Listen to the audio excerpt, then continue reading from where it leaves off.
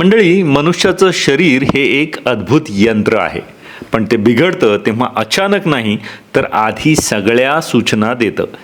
Brain stroke म्हणजे अशीच एक घटना. अचानक घडलेली दिसते, पण खरा इशारा 10-15 दिवस आधीच सुरू झालेला असतो. प्रश्न एवढाच आहे, आपण तो इशारा ओळखतो का? आज आपण अशाच 5 लक्षणांबद्दल बोलणार आहोत, जी जर आपण वेळेत ओळखली तर स्ट्रोकसारखा गंभीर आजार टळून आयुष्य आपण नव्यानं जगू शकतो. पहिलं लक्षण आहे अचानक चक्कर येणं किंवा संतुलन बिघडणं. हे लक्षण नेमकं जाणवतं कसं?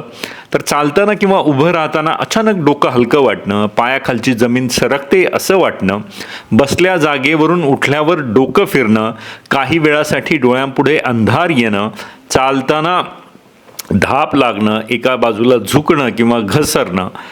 वैद्यकीय कारण काय आहे? तर स्ट्रोकमध्ये मेंदूतील रक्तपुरवठा अडथळीत होतो. विशेषतः सेरेबेलम, मेंदूचा संतुलन नियंत्रण करणारा भाग, याच्यामध्ये रक्त न पोचल्यास हे लक्षण दिसून येतं. कधीकधी हे लक्षण ट्रान्झिएंट आयशमिक अटॅक TIA म्हणजे मिनी स्ट्रोकचा सुद्धा संकेत असतो. लो ब्लड प्रेशर, हृदयाच्या गतीत अचानक बदल किंवा डिहायड्रेशन हे देखील कारणीभूत असू शकतात. पण जर चक्कर वारंवार येत असेल आणि थोड्या वेळात नाहीशी होत असेल तर ती स्ट्रोक पूर्व इशारा मानावी.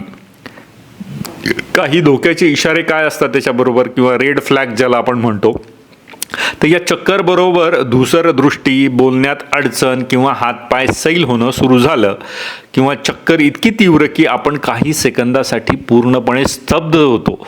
अशा स्थितीत ही चक्कर सामान्य नाही हे लक्षात घेतलं पाहिजे.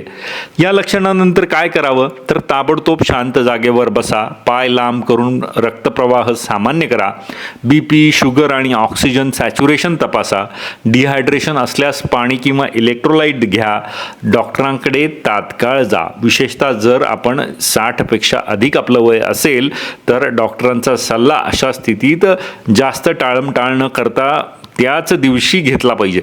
डॉक्टर तुमचं ECG, एको, रक्त तपासणी आणि ब्रेन स्कॅन गरज असेल तर MRI किंवा CT करून स्ट्रोकचा धोका आहे का ते तपासतील. ज्येष्ठ नागरिकांसाठी खबरदारीचे काय उपाय आहेत त्याच्यात? तर झपाट्याने उठू नका. म्हणजे झोपेतनं किंवा कधी आपण दुपारची वामकुक्षी करतो किंवा जस्ट पडलेलो असतो तर एकदम उठून उभं राहू नका. पहिल्यांदा डोळे उघडा, मग एका बाजूला वळा आणि मग उठून बसा.